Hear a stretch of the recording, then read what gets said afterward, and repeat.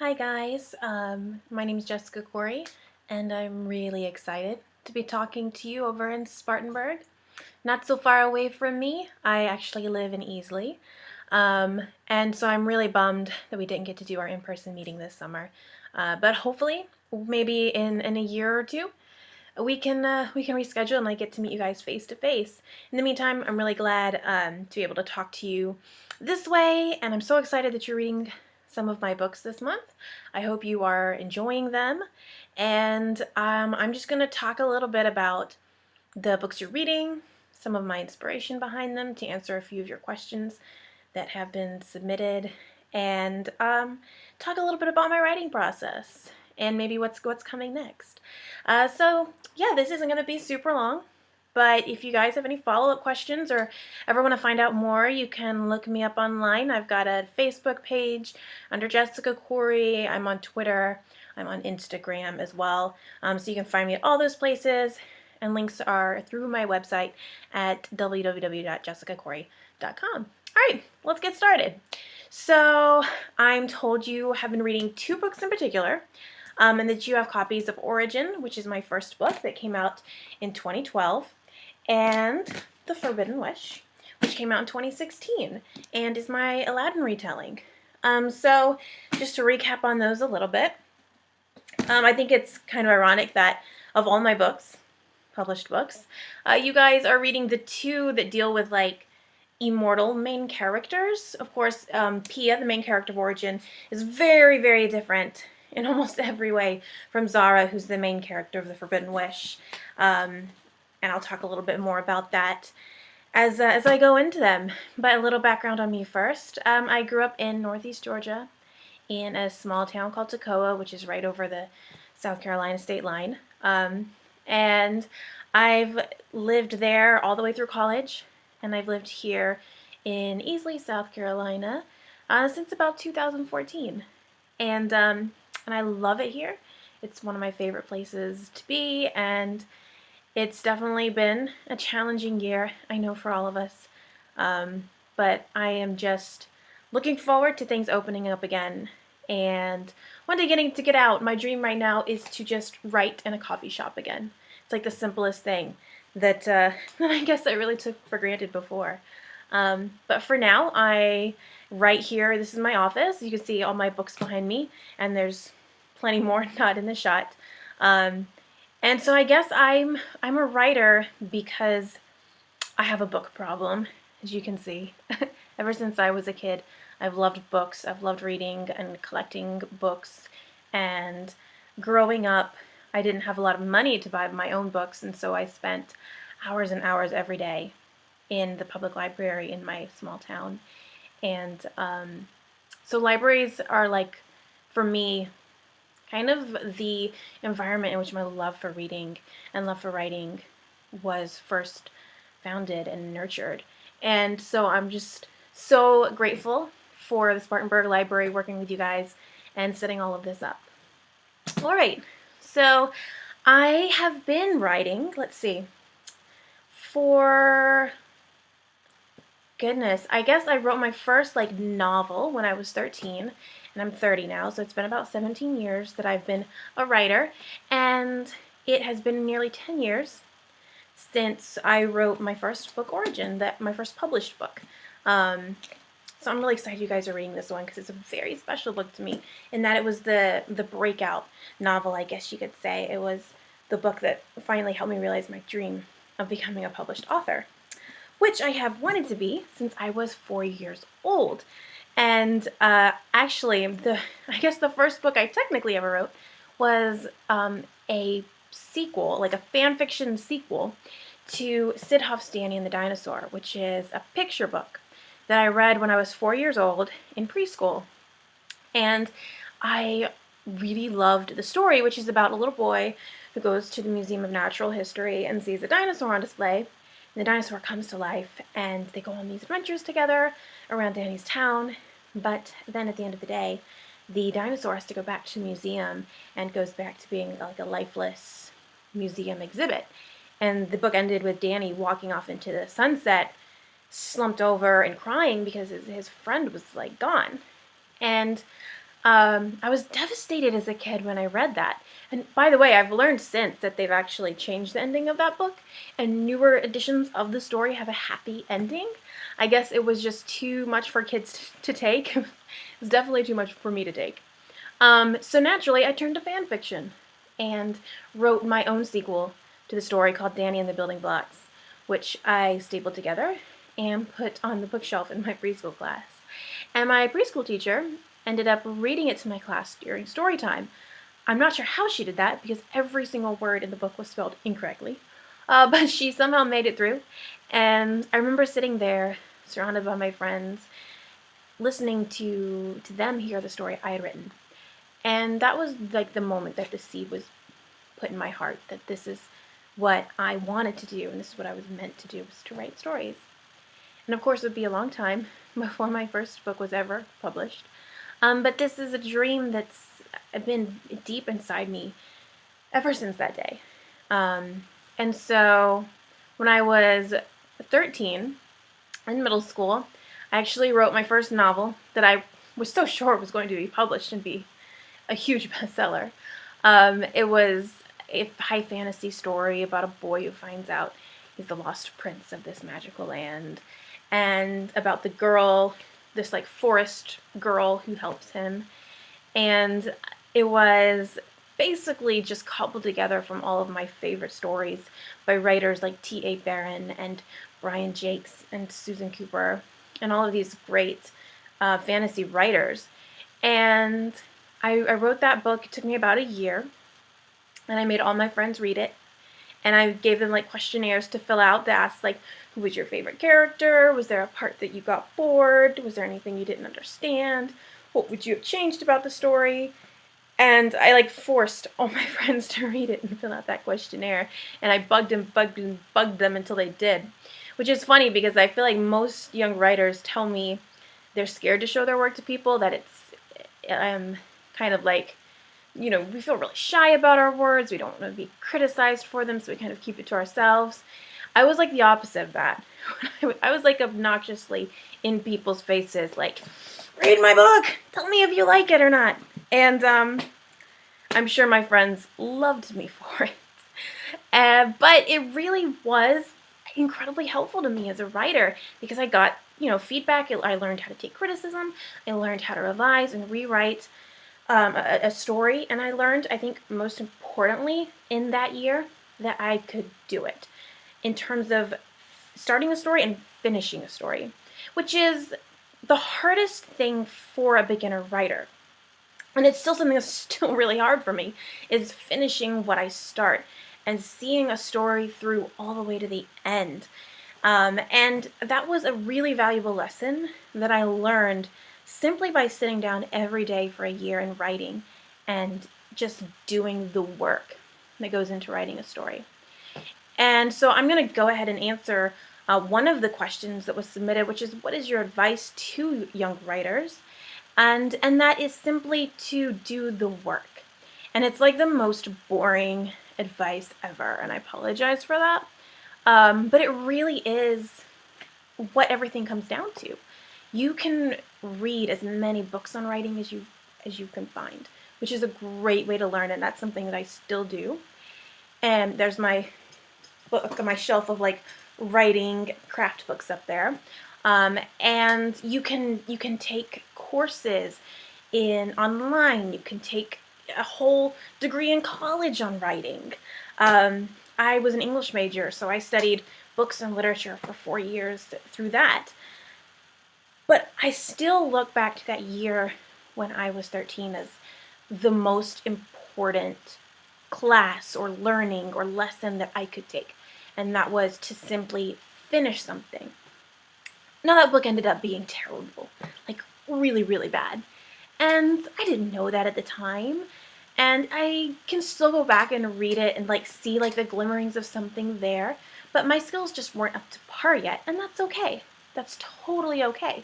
Because the lessons I was learning while writing that terrible first book are the lessons that ultimately led me to becoming published in the end with another later, more mature story.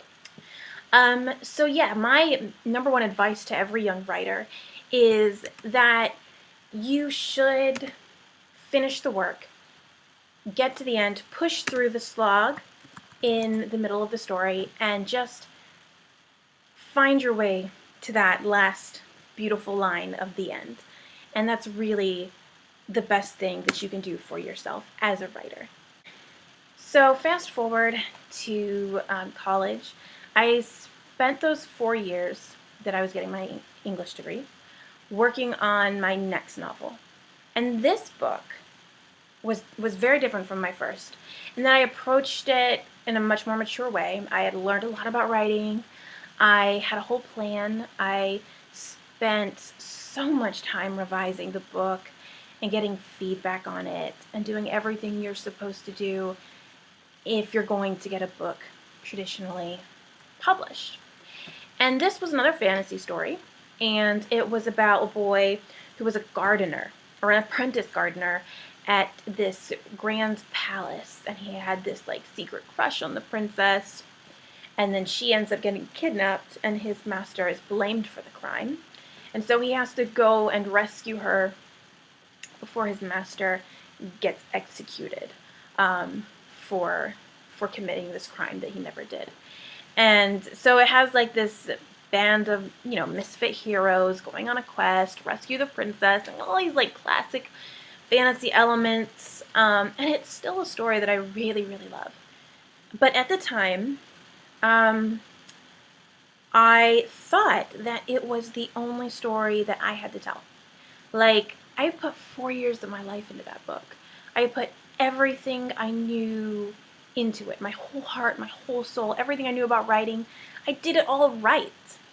And it was a good book. Like, it was solid, the structure was there, the character development was there, it had everything the book was supposed to have.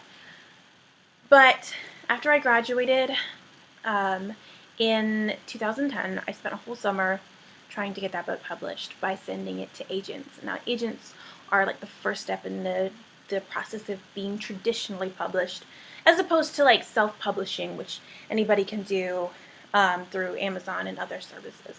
But I knew from the beginning that I wanted to be traditionally published by a major publisher. So the first step to doing that is finding a literary agent who is the person who sells that book to a publisher for you, as most major publishers don't even like read manuscripts from writers unless it's sent to them through an agent. So I knew I had to find an agent if I wanted to get the book published in the way that I envisioned. So I sent that little book that honestly I thought was the best I would ever write. Like, this, if it wasn't this, it would be nothing. This was my story. This was the story that I would write and publish, and if it wasn't going to be this, it wasn't going to be anything. I was already setting myself up for major failure, if you can't tell. A little bit of foreshadowing there.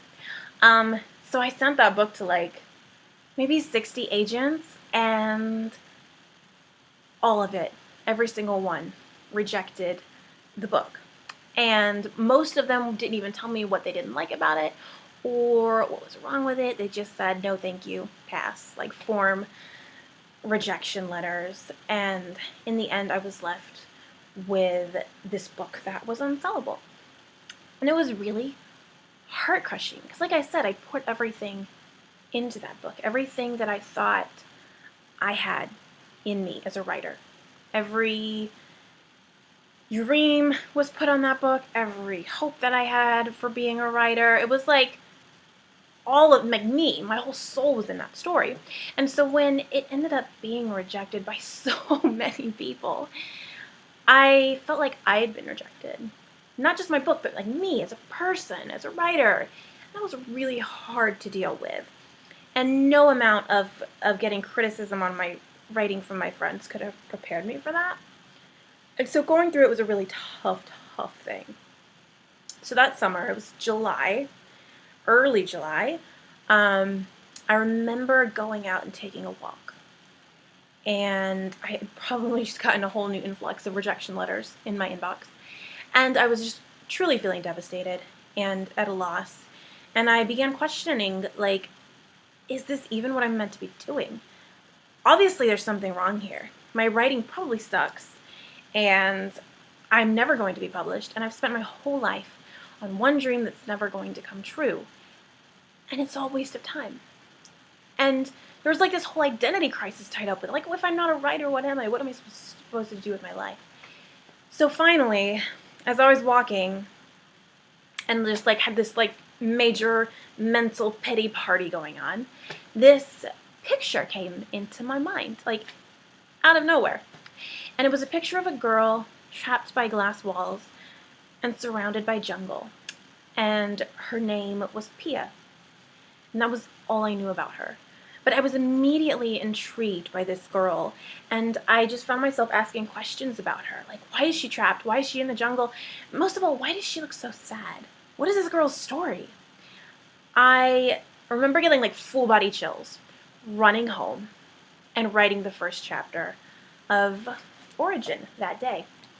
And I was so in love with this story and this character that I ended up writing the entire first draft in 1 month, which is really, really fast for a book, by the way. I still struggle a lot to ever write a book as quickly as I wrote Origin. After I finished it, I was so excited that I did a very, very bad thing that no writer should ever do, which is I sent the first draft to a whole bunch of new agents. I just restarted the whole process all over again right away before doing like any kind of editing or getting any feedback or anything on it. Which almost always would be a recipe for utter and complete disaster. And I look back and just cringe knowing what I did. But I was so excited by the story and so invigorated by it that I just couldn't wait. So I sent it out. And within 5 minutes, I had multiple requests from agents to read the full manuscript. And a week later, I had about 5 or 6 different agents requesting to represent me or to be my agents. And I ended up signing with one who is still my agent today and who I'm incredibly grateful for, because she knew she was taking on a project and she knew that there would have to be a lot of revisions done to the book before we sent it on submission to publishers, and she was willing to work with me on it because she saw something there. And that was just total luck for me, and that she was willing to look past the fact that it was a first draft and was willing to believe in the final story that it could become. And so that's kind of my publication story and like the whole journey from like when I first conceived this dream of being an author all the way through all of my school years, and finally to that summer, that July, when Origin was written. And then a few months later, after going through several rounds of revisions with my agent, it ended up selling to Penguin. And a year later was in bookstores all over the world, which is still something that is incredibly surreal to me. So I have been writing ever since, and I'm up to like 7 books now that are published, and I've got 4 more coming out over the next year and a half.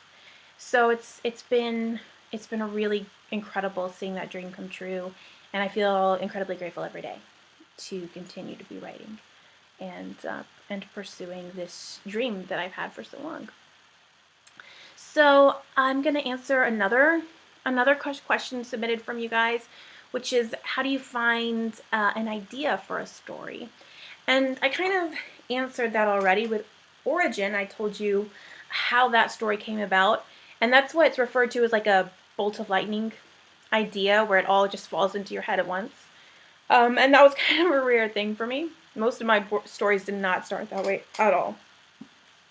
So I'm going to tell you a little bit about The Forbidden Wish, which you guys are also reading, hopefully, and enjoying, and that is my Aladdin retelling. This is my 4th book to be published, and it still, I think, is probably one of my favorite books I've written. It's a book that is incredibly meaningful to me because it drew a lot on my heritage as a Syrian-American writer. For those who don't know, Aladdin, the story of Aladdin did not start with Disney. It's actually an ancient story that goes back hundreds of years. The first time it was ever recorded was by a Frenchman who heard it from a storyteller in the Syrian city of Aleppo. And so I'd always felt this kind of like bond with the story of Aladdin, because it came from where I came from. And that storyteller lived in the same place my ancestors lived in, and many of my family members still live today.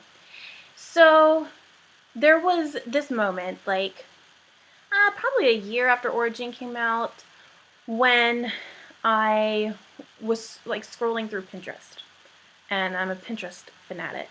It's how I like gather inspiration through like art and pictures, and I get ideas for characters and settings and things on there, and I collect them all on these like massive Pinterest boards. And I was scrolling through there one day, and I saw this picture of like these two cosplayers who were, I think they were cosplaying actually the Prince of Persia video game.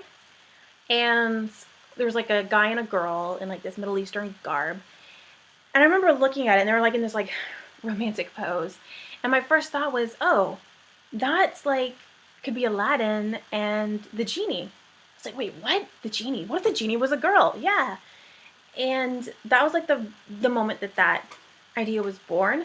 But it had a lot of like phases to go through, and it had to grow a lot before it was ready to be written. And I remember like the first draft of that story that I began writing actually featured Zara, the main character, who is the genie of the story. And it was like set before the Aladdin story, and in it she was meeting the villain of the Forbidden Wish when he was a boy. And like she fell in love with him, and then he broke her heart, and she became like this bitter, like dark figure. But I ended up revising all of that, throwing it all out the window over time, and as years went by and the story grew and matured in my mind, it ended up becoming just a true retelling of Aladdin, where Aladdin enters the cave of wonders and treasure and finds the lamp, and inside the lamp is Zara, who is this 4,000-year-old genie trapped in the body of a 17-year-old girl. And like I said, I think it's kind of funny you guys are reading the two books about like Pia, who was created in a laboratory in the Amazon to be immortal, and who's like at the beginning of this immortal life journey that she's on. And then you've got Zara, who has lived through 4,000 years. And so I think it's interesting, like the difference between these two characters. Pia's looking forward to this immortal life, and Zara's looking back on it and how that affects their personalities. Zara is, of course, kind of a jaded, bitter character who has loved and lost thousands of people over her lifetime as they've died, and she's lived on, which is kind of the thing that Pia fears in the beginning of her story. And so they're kind of like two girls looking back on the same struggle from two completely different perspectives.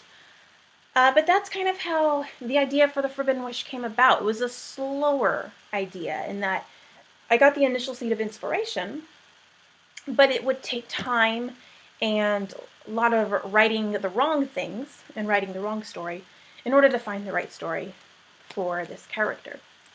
And so every book is different in how it starts out, and I always like to point that out to readers and to writers especially. Like every writer's process is different, and like every like book that a writer writes has its own process in and of itself.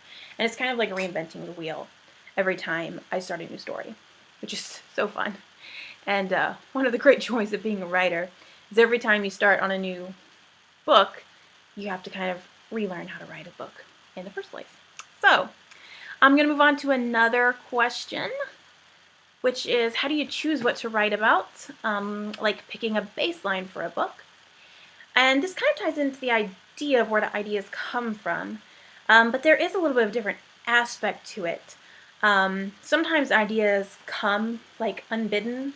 They just drop out of the sky, like Pia's story and origin, or they spring out of a piece of art or a picture, like with The Forbidden Wish.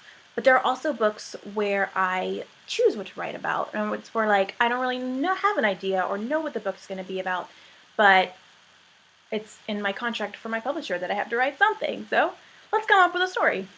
And that's kind of how I would say my second and third books, Kalahari and Vitro, were created. These two are standalone novels, but they are both connected to Origin through the Corpus universe, and they're about other science experiments happening around the world that are kind of linked to Pia's.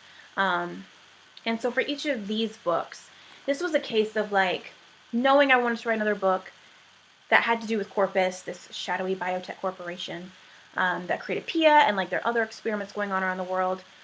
But I didn't necessarily know where the stories would take place or who they would be about. And so for each of these books, it was a matter of like compiling things I wanted to write about, things that interested me. And like for in vitro, for example, I like made a list of things I liked, things that I wanted to write about. Secret islands, a character who is a pilot, a mistaken identity. I really love stories where like one character spends the whole story with people believing they're somebody else, and in the meantime that person is somewhere else living that other person's life. So that definitely happens in the story. I wanted to write about psychopaths. There's a psychopath in the book. And so it's kind of like this amalgamation of like things I like, things that I like in stories, things I like to read about and explore, and putting all this together in this like patchwork quilt that ultimately became that story. And so if you are lost in looking for inspiration, I really just recommend making a list of like all your favorite things. What draws you to certain stories, certain characters and ideas.